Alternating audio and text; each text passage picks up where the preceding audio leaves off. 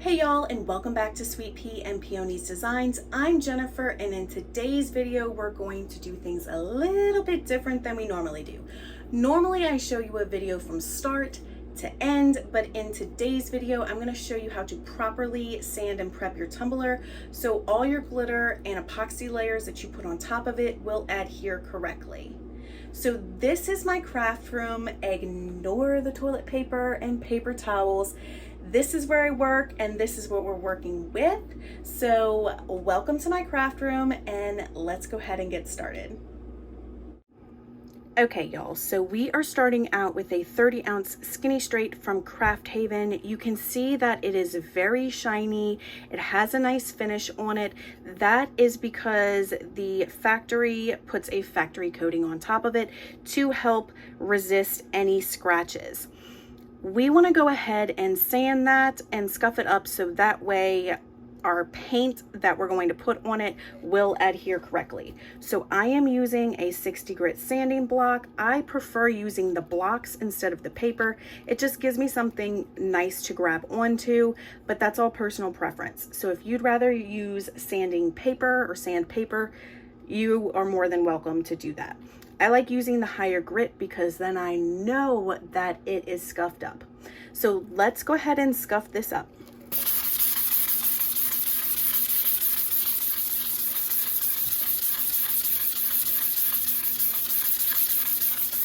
I am just turning my tumbler as I am scuffing it to make sure that I get the entire thing scuffed up.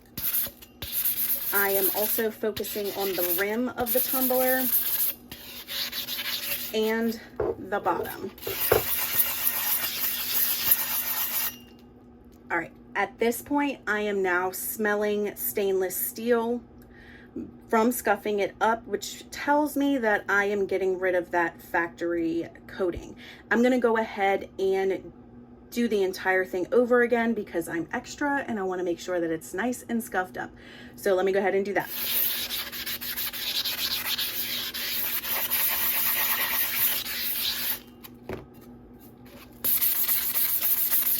Make sure you get the bottom rim and the top rim as well, because we will be creating a seal at that top rim when we are epoxying. All right, guys, so that is it. You can see that it is nice and scuffed up. It's still shiny, but it is scuffed up. That glossy surface has a bunch of scratches in it. You can also see that there is stainless steel dust on it. So I need to go ahead and clean this up before we paint our tumbler. I'm at my kitchen sink. I'm going to use some Dawn and some water. My Dawn dish soap is in one of those foaming dispensers. I'm going to add a few little drops of foam, some water, and literally just wash this tumbler with my hand. I'm going to make sure that the entire thing has been washed. It's all sudsy. I'm going to get the top and the bottom and just, again, give it a good wash like I would wash anything else that's in my sink. When I'm done scrubbing it, I'm going to go ahead and turn on my water. You can see what's on my hand. It doesn't really show in the video too much, but the soap did have a grayish tint to it from the sanding dust. So I'm just going to wash off the entire tumbler, make sure all of the soap is off, and then I'm just going to dry it with some paper towels. And then after that, we can move on to our next step. Now it's time to base paint our tumbler. I'm using flat white from Rust-Oleum. You'll notice that I'm constantly turning my tumbler and moving the spray paint can back and forth. This is going to help ensure that I do not get any pooling of spray paint on this tumbler. If I'm spraying in the same spot too much, then that spray paint will start to pool. So that's why I'm making sure I'm turning my tumbler and moving my spray paint can the entire time I'm spraying. I'm using just a white color because I'm showing y'all how to do this. But if you were, say, doing a tumbler with all red glitter, then you would base paint your tumbler red instead of white. If you're doing a two-part ombre, so a white glitter going into a blue glitter, then you would spray paint the top white and then ombre a blue spray paint into the white. You can also use acrylic paints or that pop of color that CC DIY has. You don't have to use spray paint. That's just what I prefer to use. So you do have some options with that if you do not want to use spray paint. Okay, y'all, so this is the tumbler after I spray painted it. You may or may not have noticed we had a little casualty. We had a little bug that decided it wanted to be a part of our project. I am going to take my craft knife and just try to get it out.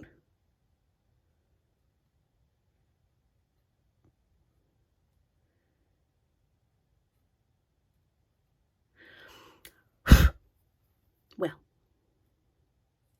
there we go. All right, now that we got our little friend out, you can see that some of the stainless steel is now showing through. If I'm going to use a transparent glitter, meaning you can see through the glitter, I would let this dry for 45 minutes and then re-spray paint it again to cover that stainless steel. If I'm using an opaque glitter, meaning I cannot see through it, I would just leave this alone and go ahead and glitter on top of it. So I am going to let this dry on my drying rack for 45 minutes, and that's it. So that is how we properly sand and prep a tumbler. After that spray paint dries for 45 minutes, I would move into my glitter layer and all of my epoxy layers to follow until my design is done.